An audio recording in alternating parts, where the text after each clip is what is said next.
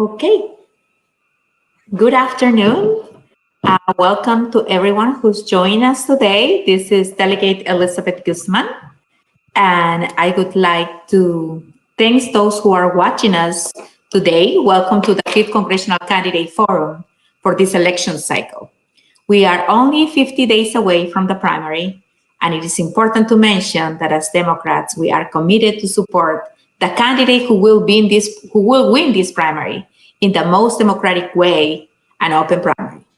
Special thanks to those candidates who have decided to run for office and for the sacrifices that you are making to flip the 5th city blue. We all know that more than ever, it is extremely important to protect our majority in the House of Representatives, fight to win the majority in the Senate, and elect Joe Biden as the next president of the United States this November 5th.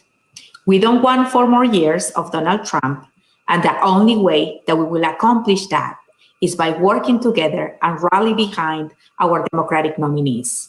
We are capable of accomplishing great things when we work together. Let me conclude by thanking you for helping us have a progressive Democratic majority in the House of Delegates. We could have not been able to deliver the promises we made without your support. Your majority in the House of Delegates hit the ground running and have passed common sense gun legislation, criminal justice reform. We have fought to protect the environment, and we have started the process not only to make Virginia #1 for business, but also #1 for workers by increasing the minimum wage after 11 years and allowing public employees to collectively bargain. Thank you. So now we're going to start with introductions. And I believe that the first one is RD. So go for it. Thank you, Delegate Guzman. And thank you to my colleagues here for being with us today. Our first little virtual forum, kind of weird to be talking and not in the same place, but here we go. And I think, my name is Roger Dean Huffstetler. If you don't know me, I am a Marine veteran of Afghanistan and Iraq. I'm the first in my family to graduate from college. And a lot of those things certainly play an important role in why I'm seeking the nomination here. But I just want to be extremely clear. The reason I am running for office is that I have a problem with inequality in our country right now. We have a world-class institution, not 3 miles from where I'm sitting, and yet most Virginians can't get in, let alone afford it. We have some great some hospitals here in Charlottesville as well that folks in the region should have access to, and not everybody can get there or have the coverage that they need. We have children in Buckingham County that have to go to McDonald's to do their homework. We have people in Charlotte County that are going to lose their home because they can't make a healthcare insurance premium and their mortgage payment. For my family, everything wasn't always easy growing up. There was a time that we lived in Section 515 housing, which is issued by the USDA. And as most folks know, my father actually passed away from an Oxycontin overdose when he was 49. I am from the working class. I am for the working class. And when I get to Washington, D.C., I'm going to make sure that the school children have internet in our district and that folks can have a more equal shot here to live the American dream as the Huffstetlers have had. And that's what really drives me. That's what makes me want to do this job, is I believe everybody in every zip code of every skin color ought to be treated the same, and we ought to live up to the words in the Declaration of Independence that everyone is created equally. Thanks.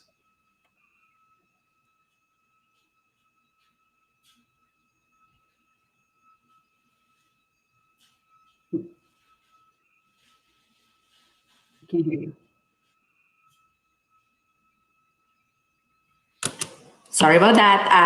I believe the next one is John. So John, nice to see you. Please go for it. You have 4 minutes. Thank you, Delegate Guzman. Thank you, Fauquier County Democratic Committee and Fauquier Indivisible. Ladies and gentlemen, we're living on the precipice of a failed state. The lack of planning and strategic response to COVID-19 has cost tens of thousands of American lives, and the lack of leadership has created chaos and divisiveness that shouldn't be tolerated or sustained. And while our president has continued to misinform and hide the truth, Denver Riggleman has stood by him in lockstep. So it's time for new leadership in the 5th District. Someone who will bring bold ideas and have the courage to speak truth to power.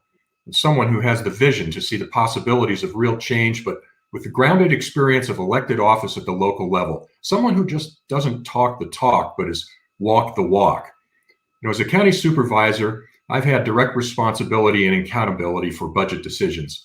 I've learned about land issues as part of our planning commission and environmental issues on our River Basin Commission. And as chair of the county's broadband committee, I've learned firsthand the challenges of rural broadband. As a school board chair, I've been involved in directing the education policy and the instructional funding of our children and paying our teachers and administrators. I'm a proud veteran, serving 4 years active and 22 years in the reserve forces, retiring as a full colonel and now serving on 2 statewide veteran boards for the governor. The Marine Corps has taught me a thing or two about command responsibility and leadership. And I've lived in Virginia for 35 years, and I've been in business for all that time, and I own my own company for 7 years. And today I work with supply chain, manufacturing, and distribution companies that bring jobs to Virginia, and I negotiate on their behalf. And I am the only business person in this primary, and I can work with our chambers, our EDAs, and our businesses to put people back to work.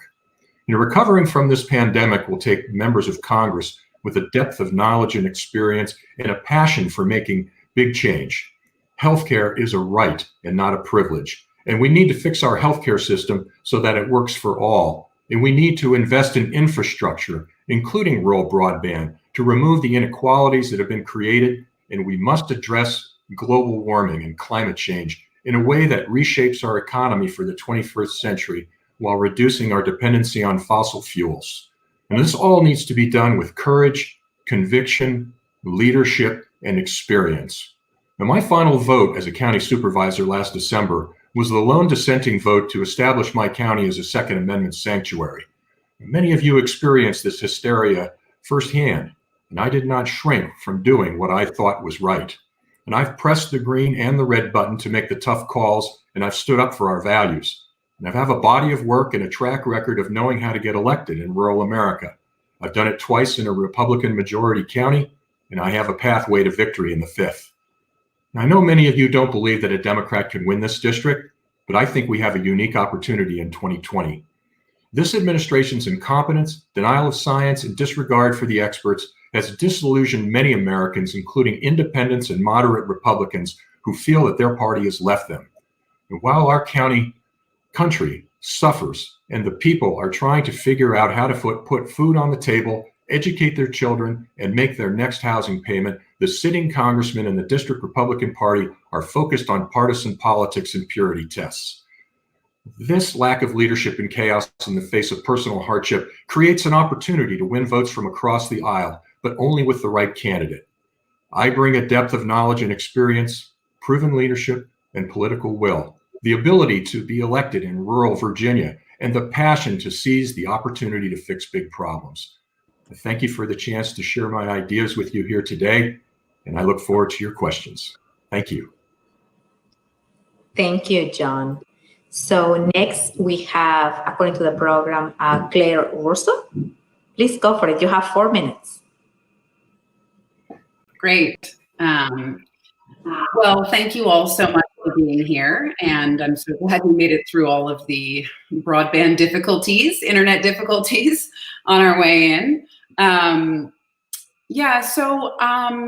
am running for Congress because the politics of the last few years have just been too personal for me.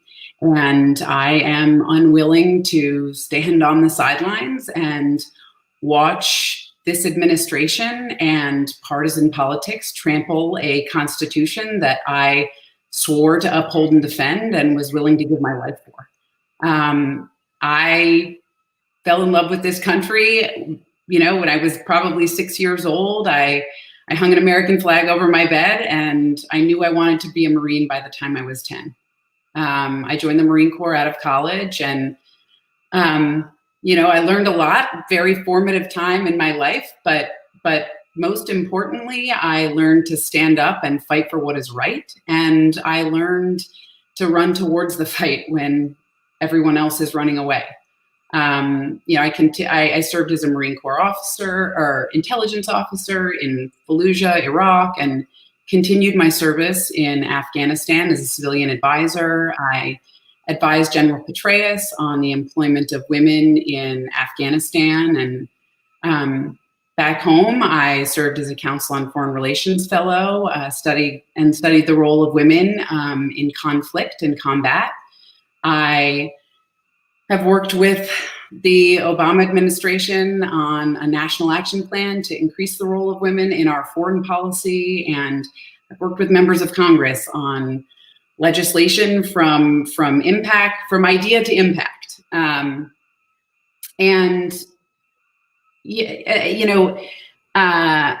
guess I'm also a mother of 3 and the wife of an active duty soldier.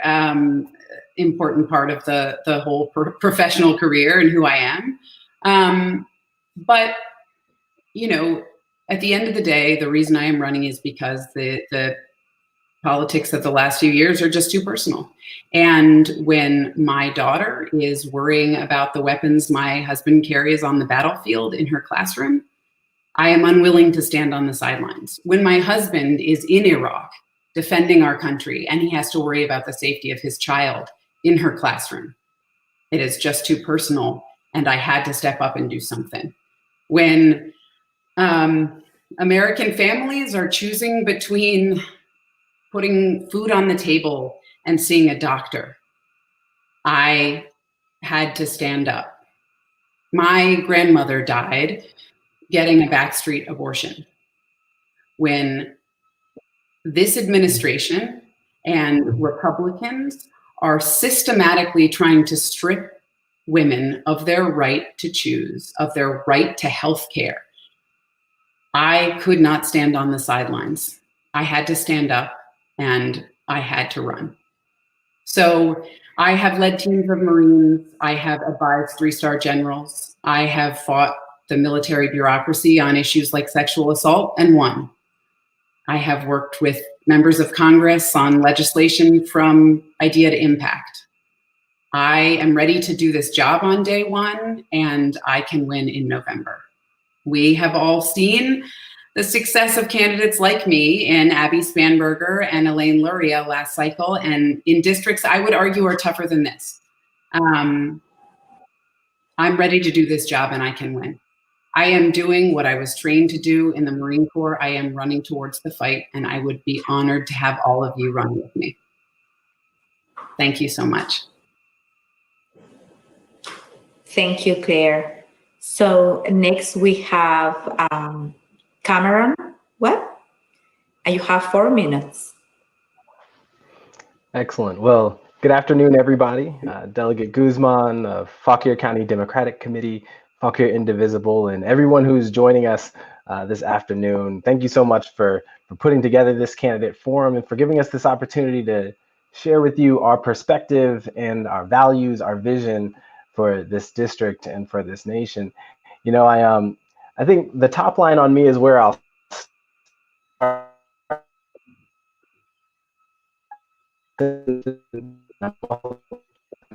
University of my professional background. You know, beyond that, I'm a kid from Spotsylvania County, Virginia, and grew up here in Central Virginia, and that's a huge part of my identity. I'm married to a woman from Appomattox County, which is down south side, and she was born and raised there, and I met her at the University of Virginia when we were in college.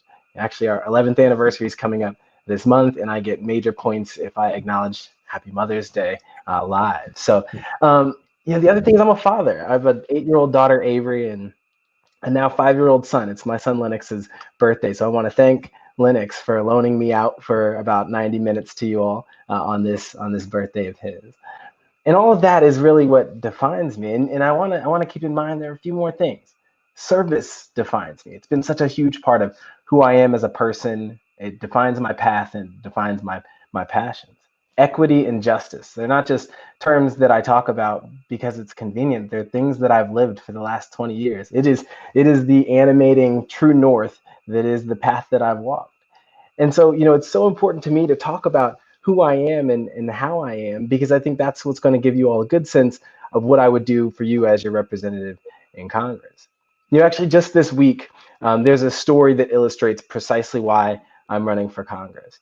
Some of you do know that I work as an internal medicine doctor, and I've been working tirelessly on the COVID response here in Charlottesville, Virginia.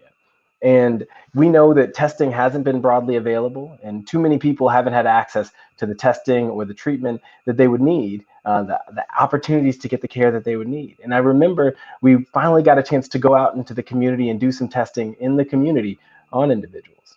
And I met a man who we were able to test. We were involved in his care.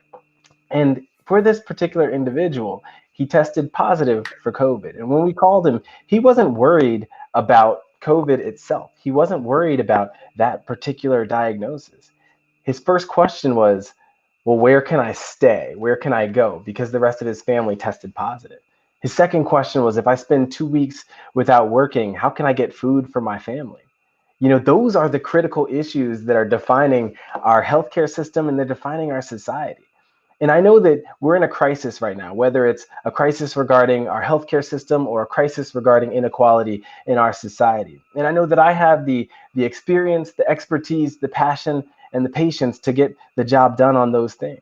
And when I say experience, you know, it's not just that I'm practicing clinical medicine. It's that I'm the director of health policy at UVA. It's that I've worked as a lawyer doing advocacy work, and that advocacy background is so critical. It's that I've worked at the highest levels of government for President Obama on the White House healthcare team. And also I've worked on President Obama's My Brother's Keeper initiative, an initiative focused on equity, focused on addressing inequality across 23 federal offices and agencies. Having that experience, you know, we can really tackle some of these key and critical issues in our society. So I'm so grateful that we have this forum, that we have this opportunity to connect and to talk about the issues. And I look forward to earning your vote here in Virginia's 5th Congressional District. Thank you.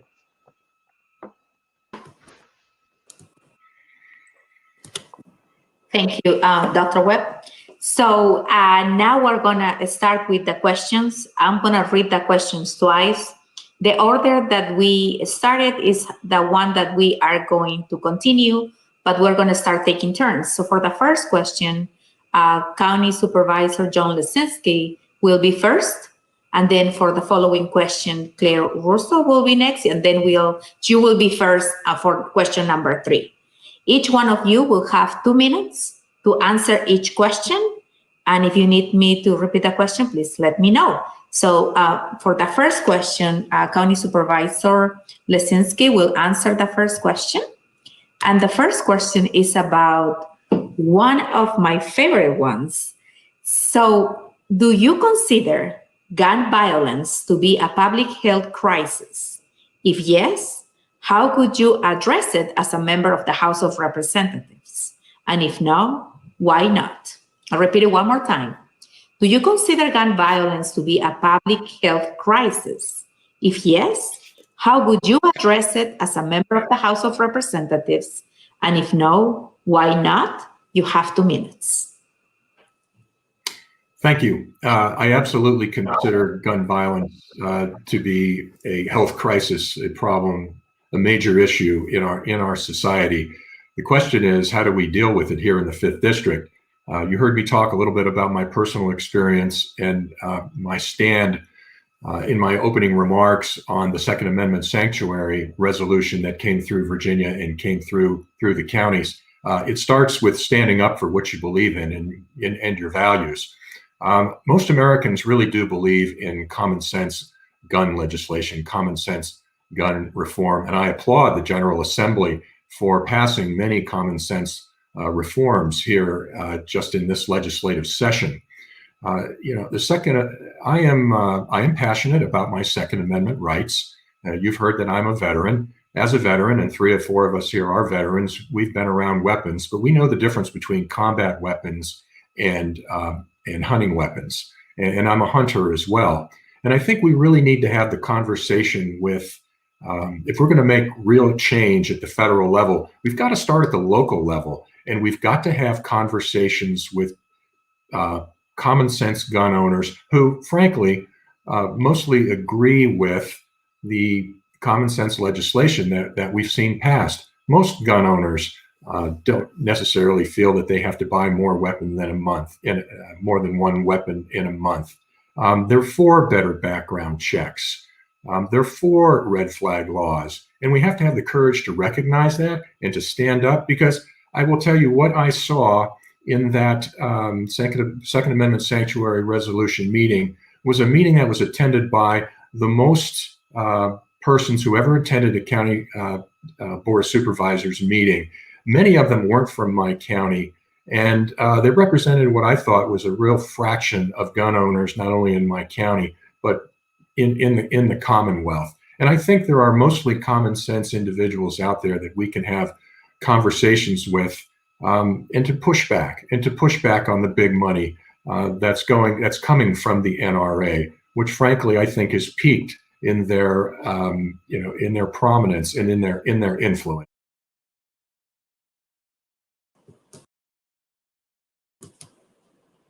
All right, John, you went out of your time. You only had 2 minutes.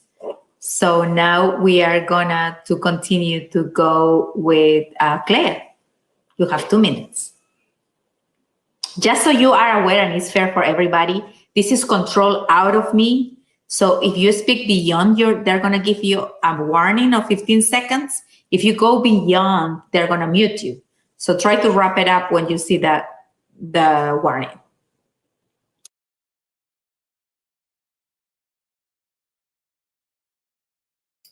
So I think a lot of you have heard me speak about guns. I believe that gun violence is absolutely an epidemic in this country, and that we must deal with it. I have carried an assault rifle into 2 combat zones, Iraq and Afghanistan. I carried an M16 for 6 months in the Marine Corps before anyone gave me a bullet to fire on it. I learned how to assemble and disassemble that rifle. My safety standard is extremely high, and we have to pass universal background checks. We have got to close loopholes. You know, we saw just about a year ago, we saw a Saudi National Exchange officer in Florida go into a gun store, try and buy a gun, and be denied because he was not an American citizen.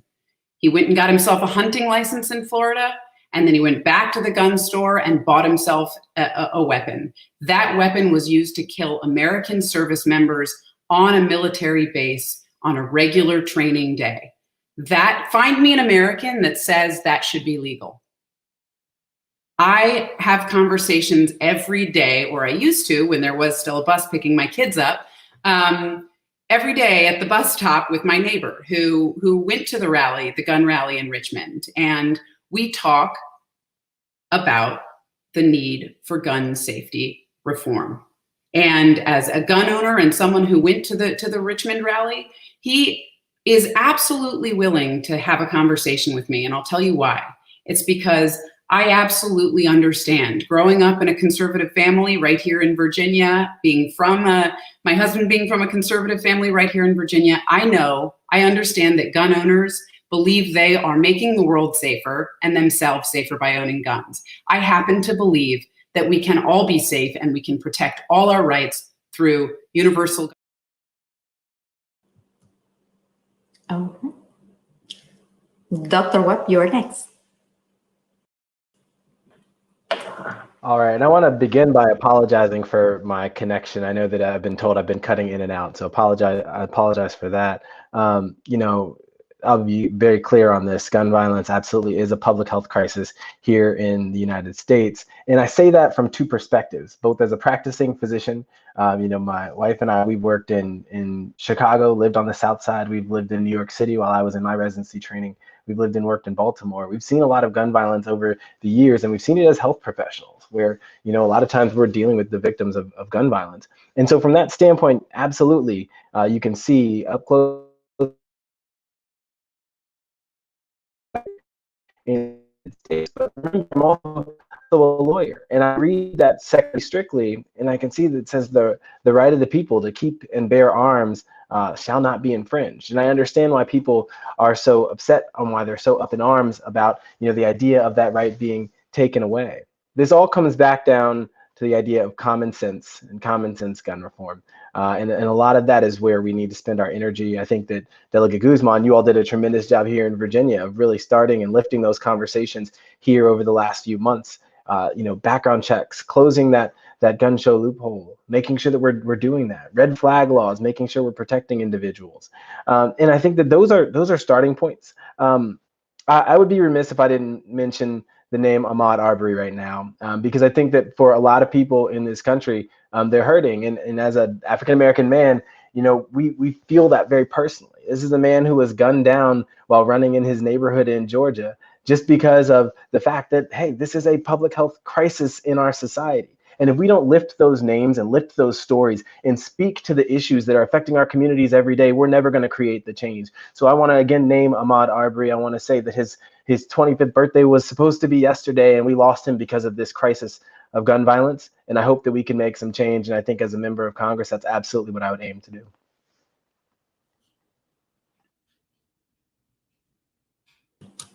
Thank you.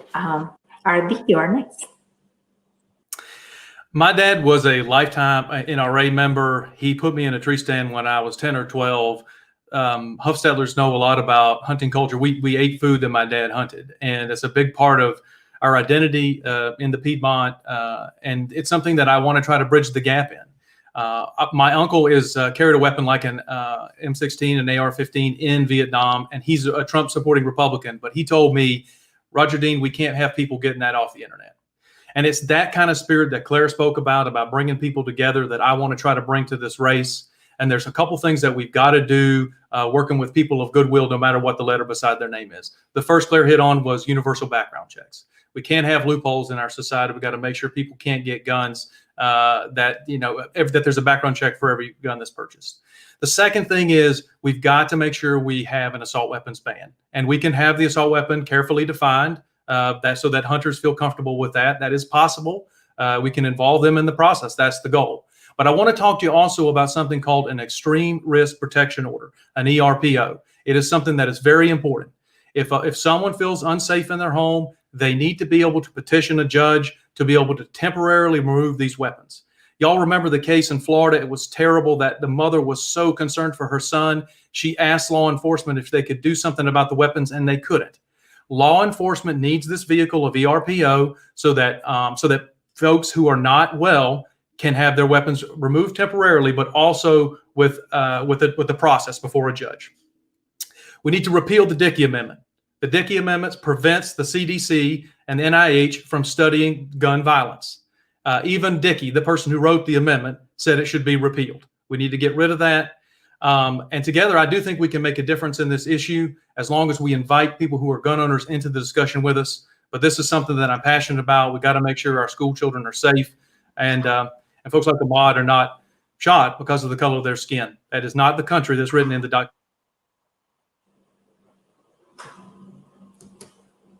Okay, so your time is up, and now, well, thank you so much. I thank you for having a strong position on this issue. As a Democrat running on a rural area, it's going to be a difficult topic, but we need to address it. As it was mentioned, we need to stand up for our values. It's a problem that we must deal with it. We need criminal background checks. We need to close the gun loopholes to stop gun violence. We need the assault weapons ban and the ERPO to empower our law enforcement, as we are doing it in Virginia. So with that, I'm going to continue to question number 2. And the question number 2 is about COVID-19. The COVID-19 pandemic has exposed the serious implications of our broken healthcare system. What legislation do you support to give people wider and more affordable access to healthcare? I will repeat it again. The COVID-19 pandemic has exposed the serious implications of our broken healthcare system. What legislation would you support to give people wider and more affordable access to healthcare? And we have 4 alternatives: Medicare for all, Medicare X, improving and expanding the ACA, something else, and if so, what?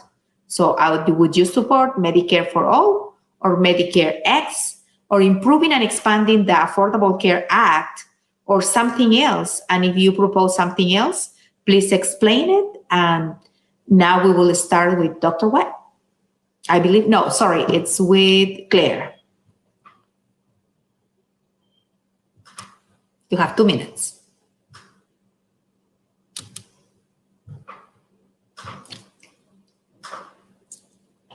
We can hear you. Okay, now are you you? go. I'm not. Oh, okay. Now, okay, now it's good. Great. So I support healthcare. I believe healthcare is a human right, and every American deserves healthcare. I mean, COVID-19, this epidemic, this pandemic has clearly demonstrated to all of us that every American must have access to healthcare, and the status quo is no longer acceptable. We have got to act. You know, I grew up in a family that struggled to pay for healthcare. My mother had a pre-existing condition that meant my parents paid a mortgage in premiums, and medical bills, you know, stacked up on our kitchen table. And I swore it would be different for me and my family. And it is unacceptable that we have Americans choosing between putting food on their table and seeing a doctor. So I support there are a lot of great plans out there, but Tim Kaine's Medicare X both expands access and lowers prices. And it takes a third step that is critical, which is enabling direct negotiations with drug companies such that we're bringing down the prices of prescription drugs. In 37% of American counties, most of those rural, many of those in our district, there's only one insurer on the ACA markets, and those prices are astronomical. So we have to, we have to bring down prices and increase access. And Medicare X would address the issues in rural areas. And there's great opportunity to work across, party lines on this. And the last thing I'll say that we should be talking about more is women's healthcare cannot be an afterthought. Women must have access to reproductive healthcare. Women's healthcare is essential, and we have got to pay attention to it, and it cannot be something that is an afterthought for any Democrat or any American. Thank you, Claire. That was very powerful. Dr. Webb? Sure. So I think from my standpoint, this, of course, is the centerpiece of my campaign. I think fixing the American healthcare system, that's one of my biggest passions. It's 1/5 of our economy. It's the largest employer in America, and it's absolutely crippling us. And so I think that that's an important place to start. For me, I'll begin by just talking about my expertise on this issue, because yes, I'm a practicing internal medicine doctor. I take care of patients in the hospital. And I can tell you from firsthand experience that stories like Claire's, unfortunately, aren't the exception, but they tend to be the rule in our society. Too many people can't afford access to the care that they need. But it's not just that I'm a practicing physician. I'm also the director of health policy at the University of Virginia School of Medicine. So that's my area of core expertise, is in the policy. I sit on Virginia's state Medicaid board, and so we're really proud of the 380,000 Virginians who were able to get access to Medicaid through that program. And then I used to work for President Obama on the White House healthcare team implementing the Affordable Care Act. And I bring all that up because I'm focused on the idea of universal health coverage, that idea that everyone should have access to the care that they need, and that they should have it of sufficient quality, that it meets their needs, and finally, that it doesn't cause financial harm. And that's critical. Donald Trump once said, "Who knew that healthcare could be so complicated?" Well, most of us know that it's complicated. So boiling it down into 3 words or 5 words, that's not going to do it. What I'll tell you is I'm passionate about a public health insurance option so that we can imminently expand access to, the 30 million uninsured Americans. I think that it's critical that we decouple employment and health insurance. That's a vestige of World War II, and we can do much better. This COVID crisis has shown us, as 30 million people lost their jobs, that we've got to do better. And then the last piece is, insofar as we still have private insurance, we've got to fix private insurance so that we're putting people over profits. If we do those things, that's the right transition toward the system that we need, a system that's truly fair and just. And I think that's the right next step. All right, thank you. Now we have Artie. I'm really fortunate that I grew up in a union household. My dad was a UAW worker for 30 years. We never had to worry about insurance, and we never paid more than $2 per prescription. But as has been indicated here, not everybody has access to that now in our economy. I support Tim Kaine's Medicare X plan. It immediately puts a public option on all of our exchanges. That's so critical now to make sure that all of the folks in rural communities have at least some competition, which is what Claire was indicating as well. I also support caps on costs, early Medicare buy-in, and prescription drug negotiation. It's so important that we have a kind of all of the above approach to this so that we can get those costs uncontained and increase access as well. Listen, we got to also, as we protect and expand Obamacare with Medicare X, we also need to make sure we're funding rural healthcare. We need to do that by increasing access to telemedicine, which we're seeing right now is so critical, which hits on another issue. Obviously, people can't do telemedicine if they don't have broadband internet. So that's an infrastructure issue that touches on that. But it's a good way to keep the cost down and make sure folks in rural communities can still have access. We also need to continue the loan forgiveness program for doctors who will serve in rural communities. We've got to make sure we have great doctors in those communities. I just heard recently that the last primary care doctor in Madison County left, and you're going to keep hearing these stories if we can't get more young people there to do some of that primary care. The last thing is that women's healthcare is healthcare, full stop. There is no reason that it should be treated any differently.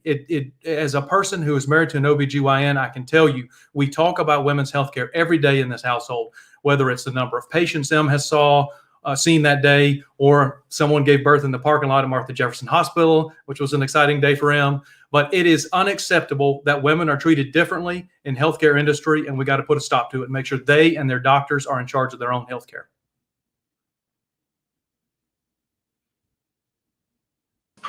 Thank you. County Supervisor Lesinski, you are next. You have 2 minutes. Thank you. My wife Heidi was an occupational therapist for a number of years. We had a healthcare provider in our home as well. I also sit on a hospital board, understand a lot about healthcare from the hospital perspective. To answer the question, what I think the best way forward would be, this COVID-19 pandemic gives us an opportunity. I mean, it's exposed the failings of our healthcare system, and we have a real unique opportunity to change healthcare, to redefine it in a way that it really will work for all. I commend the Bernie Sanders campaign, the Elizabeth Warren campaign, for bringing the concept of Medicare for all forward. And now we're seeing more than ever that it's the uninsured, those that are financially disadvantaged, people in communities of color and low income that are suffering disproportionately. We're spending about 20% of our GDP on healthcare right now, and we're getting the worst outcomes, some of the worst outcomes in the world. The money is there. We can do better. You've heard a lot of the ideas from some of the other candidates here as far as negotiating on prescription drug prices, helping with telehealth is a way of providing more in our rural areas. But I would also embrace the Affordable Care Act, but I would improve it. The Republican Party has done nothing but try to defeat it and throw it out. Good legislation takes tweaking and improving. I would also introduce a public option. My only concern about Medicare X is it may not happen quickly enough. It doesn't introduce it to all areas until 2024. And so I think we need a fast track public option to universal care so that we can fix the big problem that we saw come out of the COVID-19, and that people are uninsured and uncovered. Thank you. Thank you. So it is great to hear that we all agree that healthcare is a human right and not a privilege, that women's reproductive rights are human rights and we must protect them. It's not our job to legislate women's bodies, a conversation between them and their doctors. And, healthcare, universal healthcare coverage is so necessary as we still have so many people, and we must protect the Affordable Care Act that, gave so many people access that with pre-existing conditions, more than 650,000 Virginians who take care. And it's time who didn't have access before. And it's time to put people over, profits. I agree as well. So, and let's work together to get this done. And I will continue with the next question. Well, the next question is talking about inequities. Inequities, and let me read the question.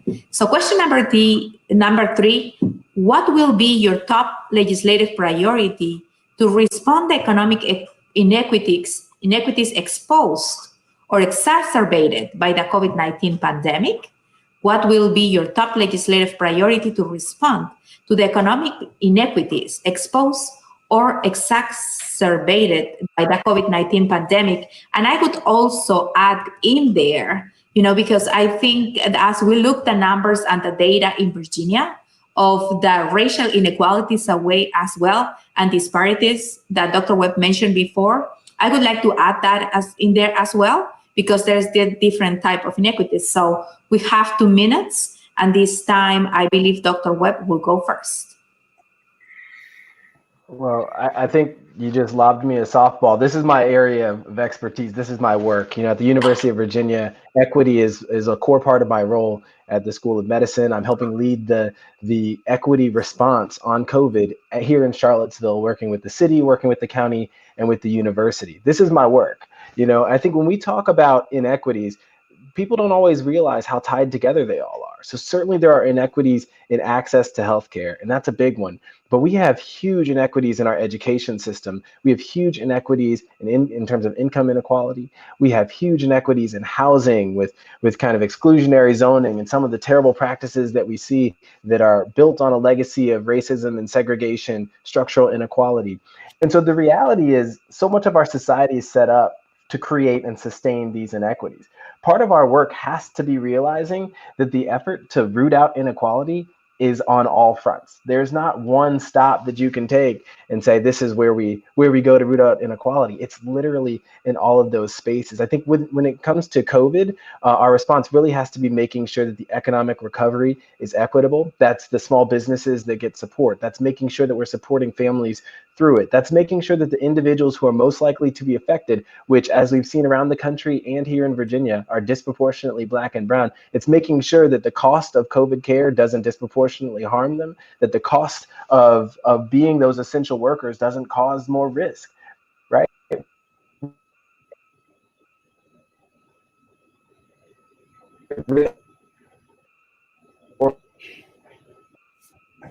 Status. This is something we say in my campaign all the time. The idea that everyone should have opportunities for health and success. Everyone means everyone, and I think that's the critical role. But I think what we need is someone who's a champion for addressing inequality across our society. That's going to serve the entire 5th Congressional District very well. Thank you. Thank you. So next will be Ardi. You have 2 minutes. Yes, just yesterday I was having a conversation with former Governor Deval Patrick, and I was quoting him because he said, sure, inflation is low if you don't measure healthcare and education and all the things that are important to working people.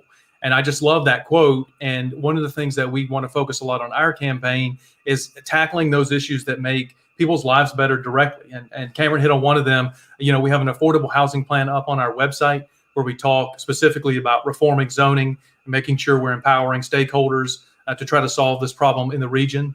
That's one area that certainly contributes to inequality in our society. And one of the other things that happens a lot in our society is, we've had a lot of trouble with the changing economy of people changing jobs, people understanding that it's not going to have, like my dad and grandfather had the same job for 30 or 43 years. We have a very different economy now. People need to upgrade their skills constantly. And so we want to create something called a community college industry partnership, where we work very closely with the companies in each of the different parts of the district to partner with the community college, which can open up a whole new array of careers for folks in that area and make sure that they can get a job in the changing economy as well. As I mentioned early in the conversation here, what I always come back to is, what are those school children, white, brown, Black, in Buckingham going to do if they don't have access to affordable health care, if they don't have internet at their house where they can do their homework? We've got to try to get back to a place where these basic things in our society are distributed a little better and everybody has a fair shot. And so that's what really drives us. And fortunately, I've had that experience in America and I love my country because of it, but everyone doesn't have that experience. And it's time for us to have that discussion that if your zip code or your skin color means you don't have that experience, we're not doing our job.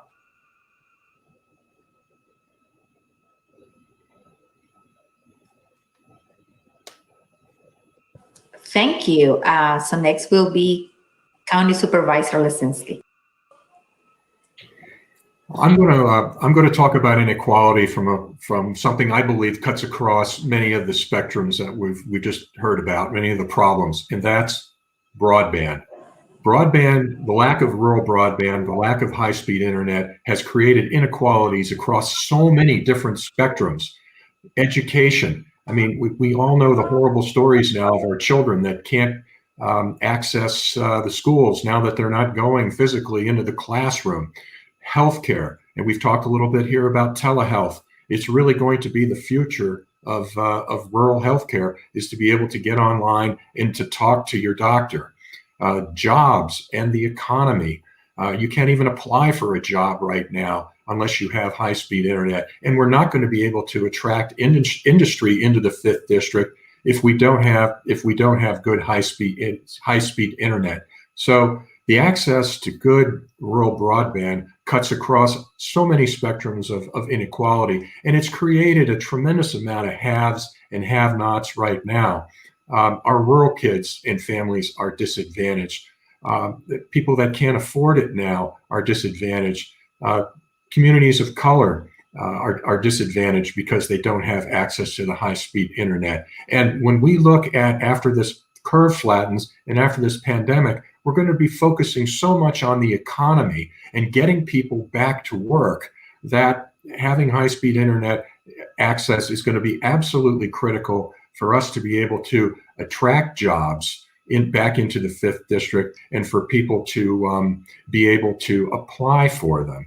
And so with all of that, also the healthcare piece is so greatly important because it's going to represent the future of rural medicine, to be able to have access to this. It's literally the rural electrification issue of our time. Thank you. So next we have Claire. You have 2 minutes. Okay, can everyone hear me? Okay. So this pandemic has highlighted the inequalities in this country. The people who are already struggling in this country have been hit the hardest. It has just never been more clear that it is going to take bold leadership to guide our country out of this crisis in a fair and just manner. We have got to be certain that what we are doing is focusing on Main Street, not Wall Street. We have got to ensure that we are focusing on getting money in the hands of the people who need it the most. We have to get money into the hands of our workers and our small businesses. It's absurd that the LA Lakers are getting bailout money. Well, Roger, my Earlysville mechanic, the de facto mayor of Earlysville, can't get a loan he hasn't made payroll in 3 weeks. Can't get a loan because he doesn't do enough business with the bank. He's not a high enough priority. It's unacceptable. And so it is going to be critical as we move forward and march out of this crisis that we are addressing the inequities that have been so clearly highlighted. The lack of internet. You can't work at home. You can't go to school at home. We've all said it. Healthcare, it is so abundantly clear. But just yesterday, we had our education secretary release a policy that is essentially stripping victims of sexual assault of their very rights at universities and education centers. As Cameron says, the inequities are everywhere, and we have got to, as a member of Congress, you are going to have to be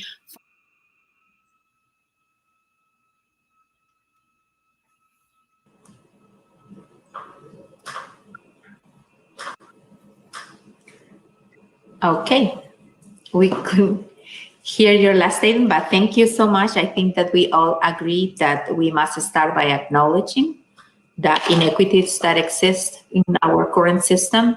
Those are housing, the education system, healthcare, broadband access to telehealth that has been available for so long, and we have to go through this pandemic in order to start, trying it and using it for those who have access to internet. And we must all fight for a society that fights for all Virginians, regardless of where they were born, their skin color, or their economic status. So thank you for everything that you are doing. So you are fighting for. So the next thing will be about elections. What changes will you support in our federal elections laws to ensure that all citizens exercise the right to vote? What changes will you support in our federal elections laws to ensure that all citizens can equitably exercise the right to vote? And I believe that this time RD will be first. Yes, thank you so much, Delegate Guzman. Great question. There was a bill in the House of Representatives, I believe it was H.R. 1, I believe it was the first bill that the House passed, that had a pretty comprehensive set of steps to not only reform elections, but to help us with some campaign finance stuff as well. I'd love to throw that into this answer too. We don't take any corporate PAC money. We don't think that needs to be a thing in our country right now. I think everybody agrees. So I'm preaching to the choir here. But listen, there ought to be a way for when you get your driver's license to vote to register to vote. We need a motor voter law for everywhere in the country. There ought to be extended periods of time where people can no excuse absentee vote in person in every country, every state in the country. This is ridiculous. Working people can't just necessarily make it to the polls in a 12-hour window on a Tuesday in November. I mean, everybody knows that. That's ridiculous. And so these people who don't want to lose an election by counting all the votes and making sure people vote, I mean, you see who they're standing up for, you see who they're helping, and that's just not right. That's just not fair. That's not one person, one vote. And so we need to do a lot more of that type of stuff. Obviously, here in Virginia, Delegate Guzman done an excellent job of doing a lot of those steps I just suggested. And even in our own election here, everyone can vote absentee with a excuse of illness, which I believe is 2A. So all of these things need to be investigated and incorporated. We need to be encouraging people to participate in our democracy. There is no reason under the sun that we should be making it harder to vote. People have fought extremely hard in this country, whether that's a service member overseas, given their life for our way of life, or a civil rights leader who wanted to make sure folks in their community could participate in elections. This is serious. It's something that we ought to be proud of as a country and try to make it life easier for people who are trying to vote. Thanks. Great question. I'm glad it was asked. Thank you. So I believe the next is County Supervisor Losinski. Is that accurate? Let me go back and check my... Yes, it's correct. Okay, you have 2 minutes. Yeah, that's right. Yeah, thank you. Yes, great question. And it's been no secret what the Republican Party has been advocating for lately, although it's not even a dog whistle anymore. The President of the United States says the more people that vote, the less we win. And that's been said downstream and by other state electeds, as well as federal electeds. And so the strategy here clearly is voter suppression. Voter suppression of those individuals that the Republican Party feels is going to be a continued threat to their winning or ever gaining any kind of majority. And Donald Trump didn't even win the popular vote in 2016. So this is something that Democrats need to stand up for. I applaud the General Assembly for setting Election Day as a state holiday. You've seen, and I recently commented, and it was picked up in the Roanoke Times, an op-ed, on an attack by the Republican Party about whether or not a witness was needed during COVID-19 to vote in our primary on June 23rd.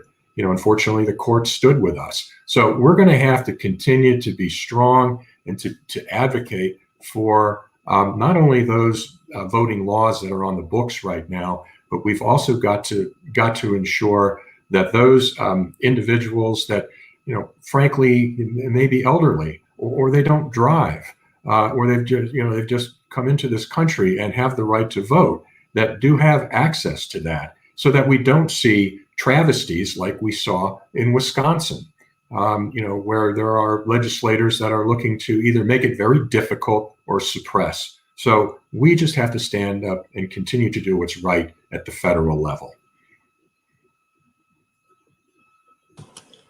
Thank you. So next will be Claire Russo. You have 2 minutes. Great. So voting is foundational to our democracy. Full stop. I liken this to, I mean, it was an honor to put my hand up and swear to uphold, to support and defend the Constitution of the United States of America. But I did that in support and defense of every single American's right to participate in our government. And we have got to, this pandemic demonstrates clearly that we have to build out the vote by mail infrastructure across this country. Americans have to be able to vote no matter what the circumstances. We deserve to have our voices heard. And, this is an issue that's really close to home in this district. We have a significant unregistered population in this district. And there are communities in this district that have experienced significant obstacles to voting that have been very deliberate, as has been alluded to already by some of the other folks. And one of the things that we haven't talked much about yet, maybe we will in another question, but criminal justice reform. We have got to restore voting rights to Americans who have been stripped of those rights. We have got to, we have to have a truly representative democracy. And in order for us to have that, Americans have to be able to vote. Full stop.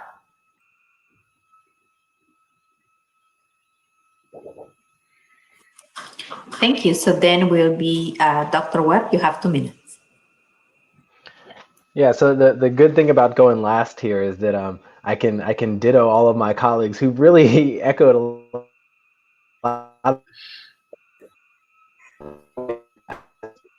That's and I think my internet's, but you all have done so much here in the Commonwealth of Virginia over the last year by making Election Day a holiday so that people can participate. As Claire mentioned, I think the impact of our criminal justice system and the disproportionate involvement with the criminal justice system for certain segments of the population, that's a key part of this equation.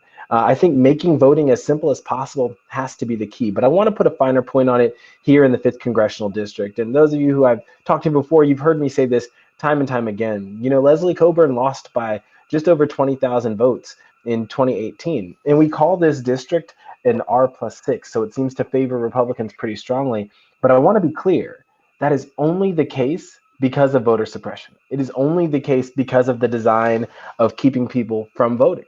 And some of you have heard me reference the stat that we have 38,000 unregistered Black voters in this district, which is a tremendous number, and it would more than make up the difference in the last election. But I acknowledge, I understand, and I've heard some of my colleagues say it before, it's hard, it's expensive to register a voter. Well, let's start with the 33,000 registered Black voters who didn't participate in the 2018 election, right? We just have so many individuals who aren't participating, and it's not because of apathy.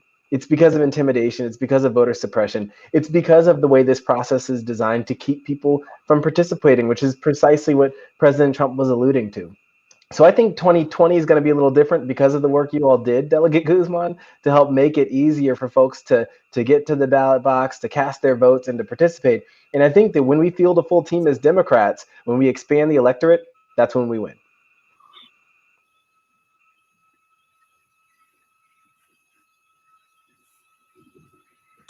Okay, thank you. Yes, when we vote, we win. So I definitely like the comments about finance reform. We have to have automated voter registration, eliminate voter suppression. Voting is one of our most sacred rights. And when we vote, we win, and we have to make it as simple as possible. I agree with each one of you. We're gonna move to our last question. And the last question, it talks about your legislative priority in Congress if you were to be elected. What will be your top legislative priority in Congress, and what committees do you want to serve on? So legislative priorities when you are elected, and what committees would you like to serve on? And I believe this time we start with County Supervisor Lesinski. you are first. You have 2 minutes.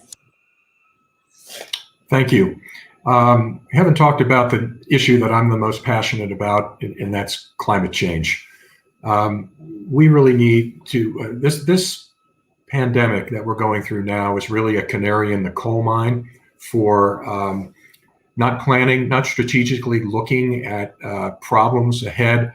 The fact that we haven't responded to this pandemic in a way that we as a great country should have has cost a lot of American lives. It's canary in a coal mine for climate crisis, for fighting climate change, because if we don't get on top of this now, we're going to lose a lot more. We're going to lose a lot more lives, and this planet won't be here for our children and our grandchildren. And so I'm for lowering the carbon footprint, getting ourselves off of fossil fuels, focusing on renewable energy sources like wind and solar and battery technology, creating electric vehicles.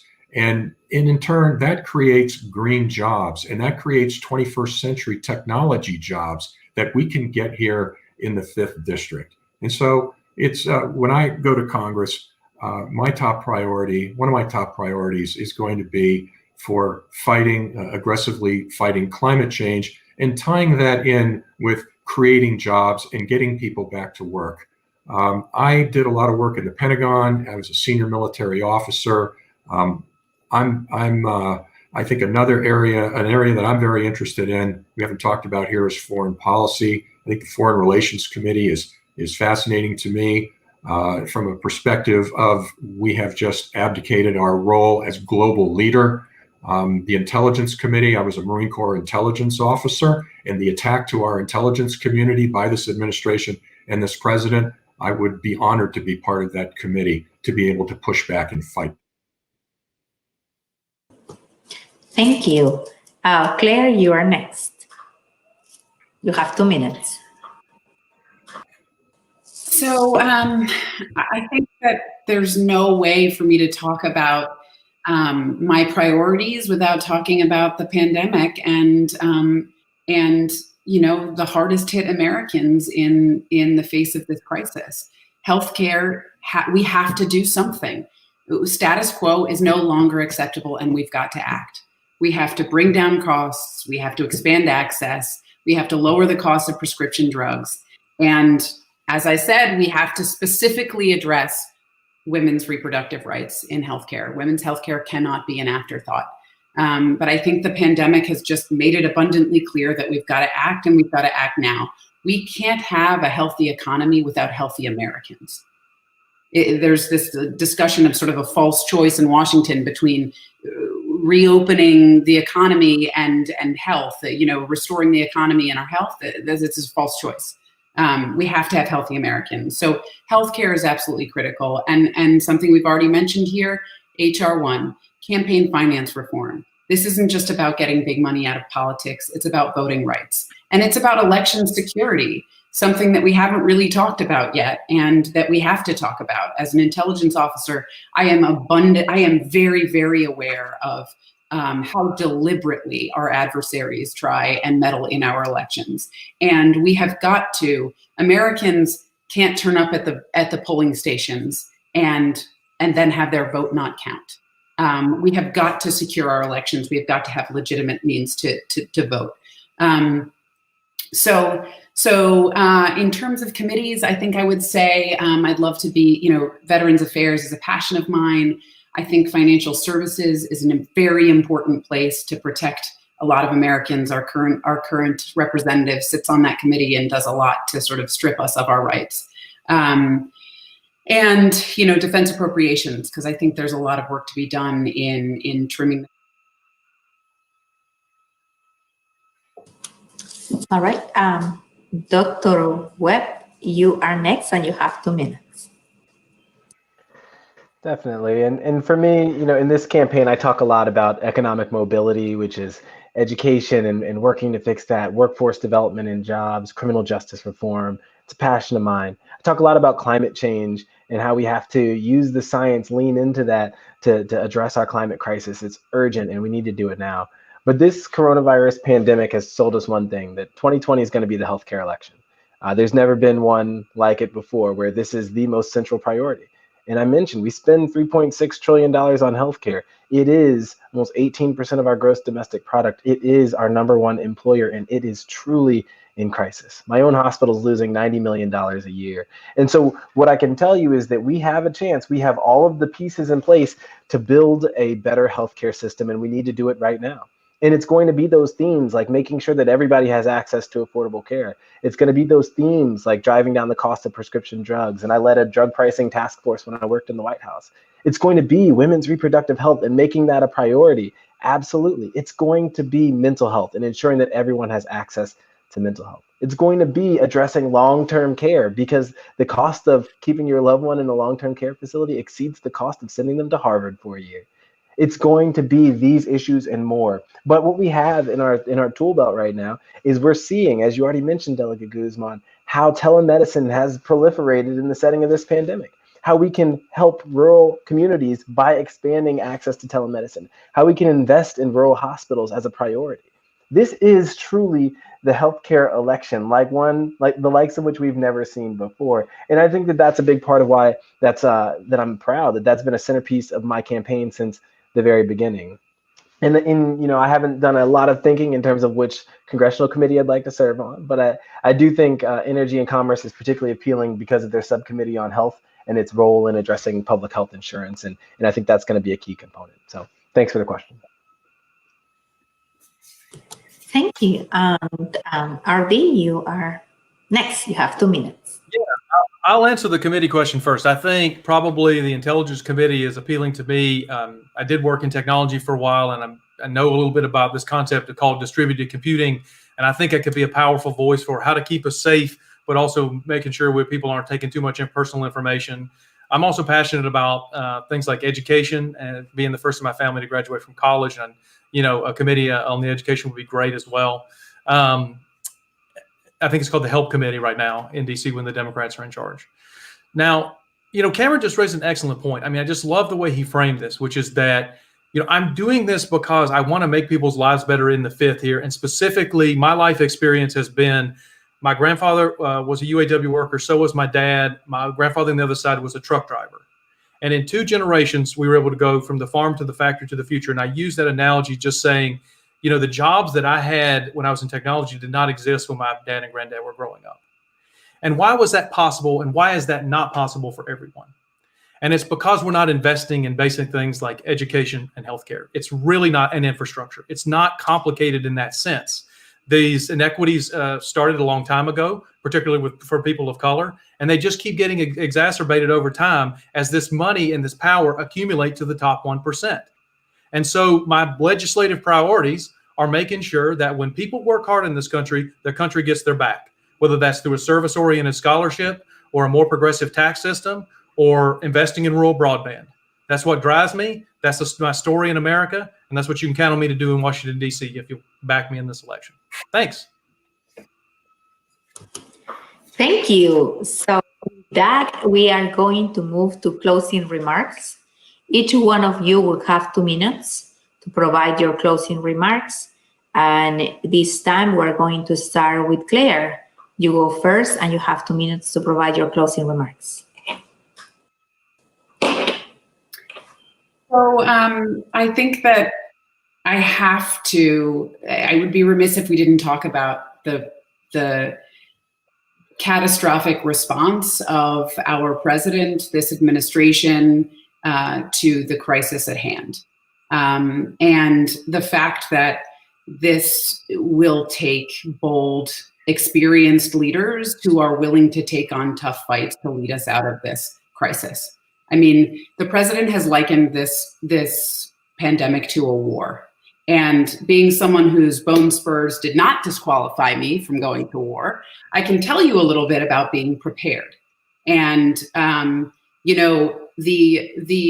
as a Marine officer, my job was to train my Marines and provide them with every single piece of protective equipment they needed before we got to the fight. My job as an intelligence officer was to talk to every expert, talk to every Marine on the ground in the place we were headed to, talk to the people who had come from that fight, and look at wars of the past, the Vietnam War, World War II, and take the lessons that we learned in those wars and apply them, use them in my training and use them in my preparedness. So when we got to the fight, every single Marine was protected. Every single Marine could come through that fight on the other side alive. And, we have a president who has cut the national security emergency health response team. He cutting funding to the CDC. We absolutely must have bold, strong leaders who will speak truth to power and speak truth to the American people, and invest wisely and smartly and do it in a way that will lead us out of this crisis in an equitable manner. Thank you. So then we move with Dr. Webb. You have 2 minutes for your closing remarks. So for me, I've wanted to be a doctor since I was 5 years old. And I was passionate about it because I'm passionate about service. I was really excited about the opportunity to have a role where I'm helping my community. And as the years went on and I had the opportunity to be a doctor, the most frustrating thing is that healthcare determines so little of your health. It's that those social determinants of health, those things like food access and food insecurity, housing instability, issues with transportation, education inequalities, income inequality, that is what's shaping the health of my patients. That's why I went to law school. That's why I went to work in the White House. And that's why I came back to this community and ultimately decided to run for Congress, because I'm passionate about taking care of people and serving people. And ultimately, that passion, that desire, and that drive, that goes a long way, but it doesn't win elections. You have to have a plan. You have to have a credible path to victory. And so quickly, just wanted to explain to you the 3 reasons why I think my campaign can win this November. It's because of 3 things. One is that this is going to be a high turnout year. It's a presidential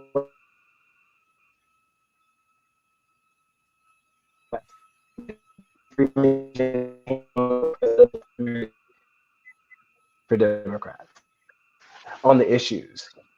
And on the issues specifically, I'll talk about healthcare.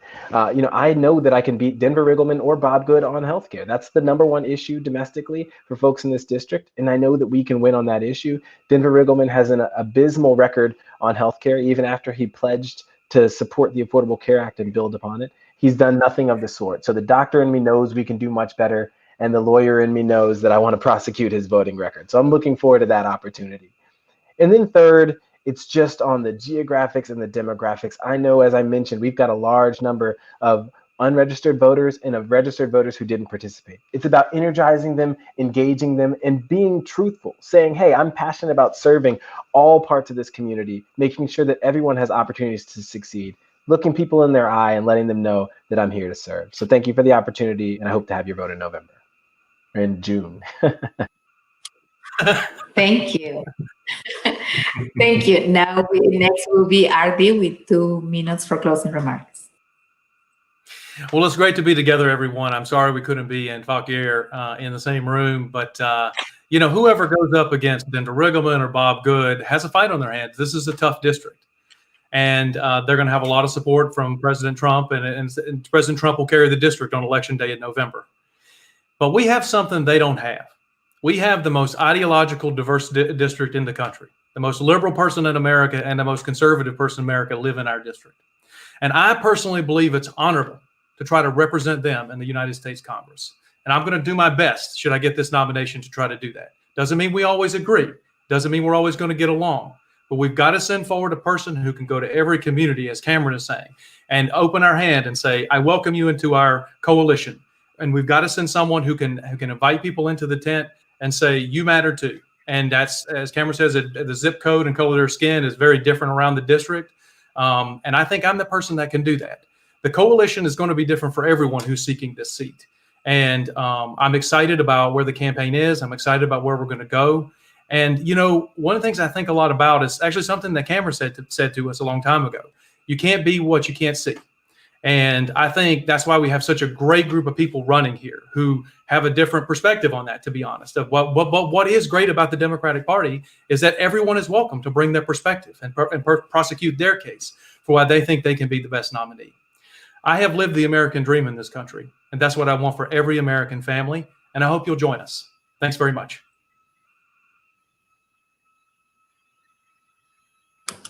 Thank you.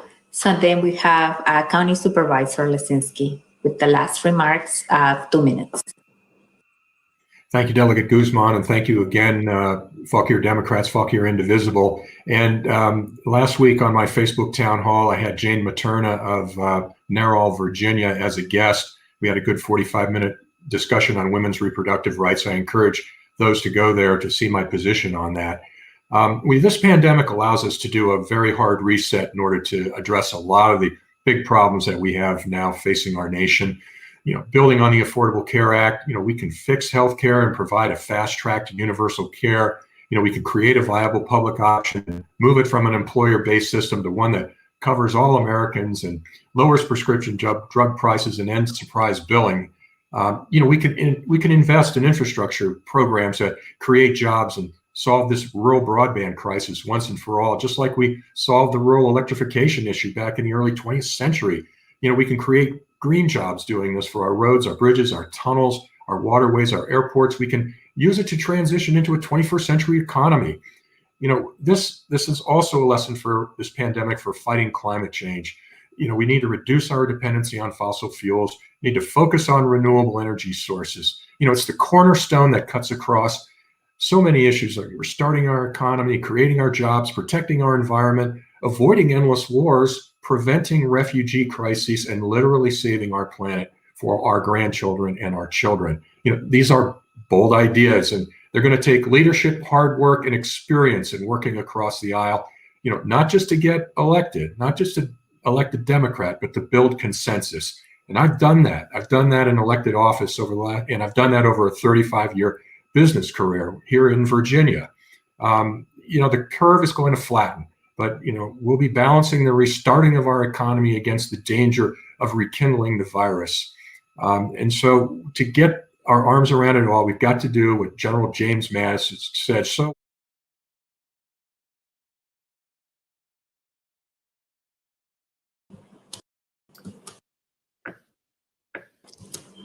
So with that, I think you pass your 2 minutes and we can hear you anymore. I'm sorry, it's out of my control. It's not me. That's one thing that I can tell you. But with that, I would like to thank each one of you for participating. I definitely look forward to working with you after the primary, June 23rd, which is 45 days away, and to campaign together as I'm one of the few Democrats that represent the Congressional District 5 at the state legislature. But I take this opportunity to pledge to work with you to get elected and to flip the Congressional District 5. It is important. I call this the election of our lives, not only to flip the 5, but also to unseat Donald Trump. I would like to remind the viewers, as the town of Warrenton is part of the CD5, that there is an election as well this May 19th in the town of Warrenton, as it was mentioned also. But one of you can qualify for absentee in person. Unfortunately for this election, still you will need to have an excuse to vote absentee. But the excuse is 2A, and you can vote by mail. You can vote in the absentee in-person locations. Please participate to make your voices heard. And I would like also to ask the viewers to get behind the candidate that you will support throughout this primary. Get involved. If you believe in them, please help them get elected. Get behind them. It's really hard right now to campaign. I can't imagine how you guys are doing, trying to use technology, probably phone calls, mails, you name it. But I will ask the viewers to please get behind your favorite candidate. Help them like you helped me once to get elected if you believe in them, because we need to work together to flip this district.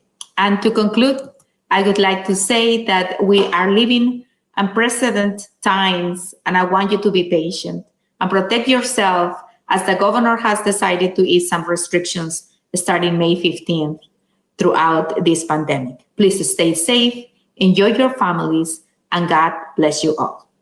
See you. Thank you.